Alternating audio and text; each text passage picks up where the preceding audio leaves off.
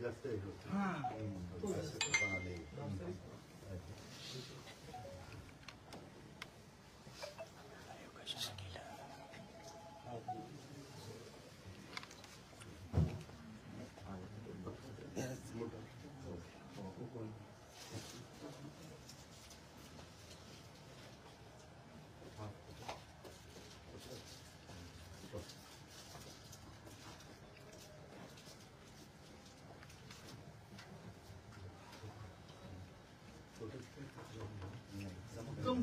कंबर मध्ये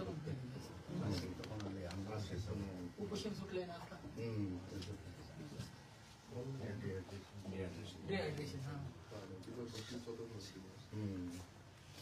त्यांना कळतंय सगळं माहिती द्या. म्हणजे कसं होतं आता ताकद पावसात नसल्यामुळे आणि ते माहीत जास्त वेळ हातात धरण्यात आला बोलण्यात जास्त शुगर चेक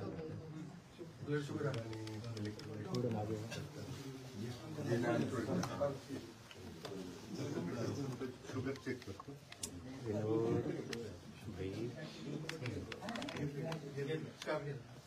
हो हे नाही रूम घ्या ना मागे रूम मागे एक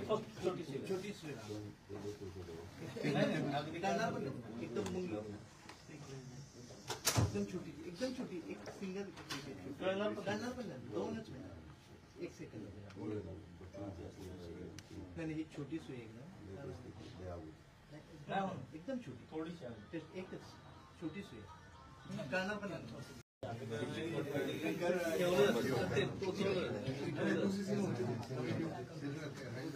एक छोटी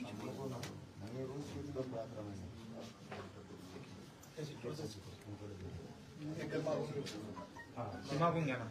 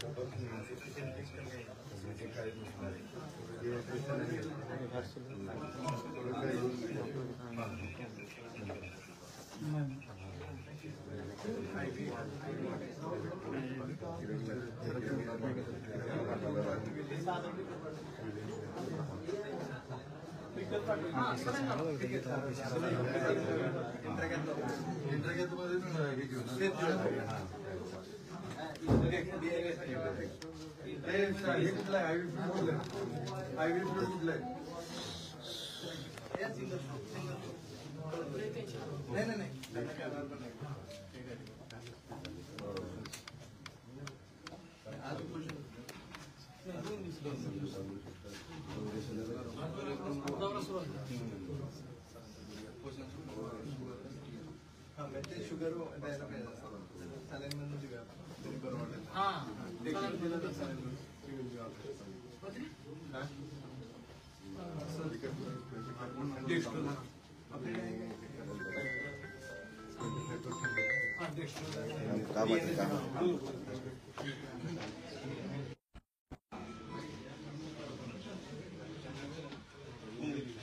राहुल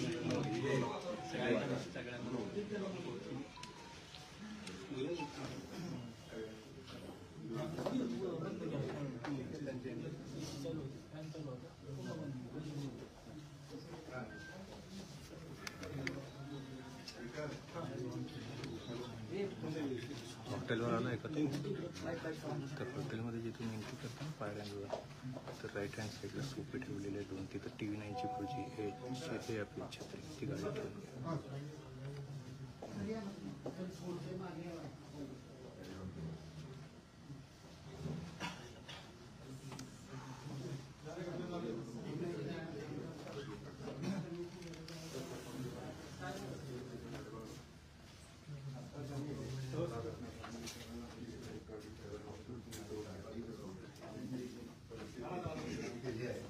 आणि त्यात तसं घाबरण्यासारखं काही नाहीये.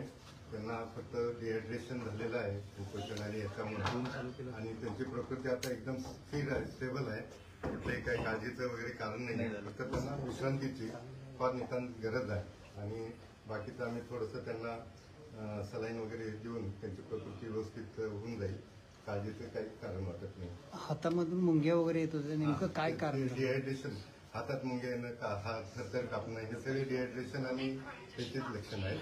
शरीरातले अत्यावश्यक क्षार कमी झालेले आहेत आणि थोडंसं शरीरातलं साखरेचं प्रमाण त्यांच्या कमी झालेलं आहे. ॲक्च्युली हे सगळं त्यांच्या अतिरिक्त केलेल्या कुपोषणाचा परिणाम दिसून येतोय त्यांच्या शरीरावर. त्यामुळे आपण त्यांना आता तुम्ही काय सल्ला दिलेला आहे? त्यांना पूर्ण विश्रांती पाहिजे. 24-48 तास पूर्ण विश्रांती लागेल आणि त्याच्यात त्यांची प्रकृती आमचा सल्ला तोच आहे की त्यांना पूर्ण विश्रांती आता त्यांनी काय सांगितलं?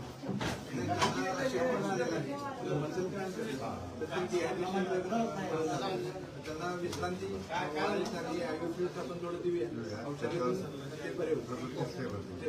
सलाईन लावणार आहात?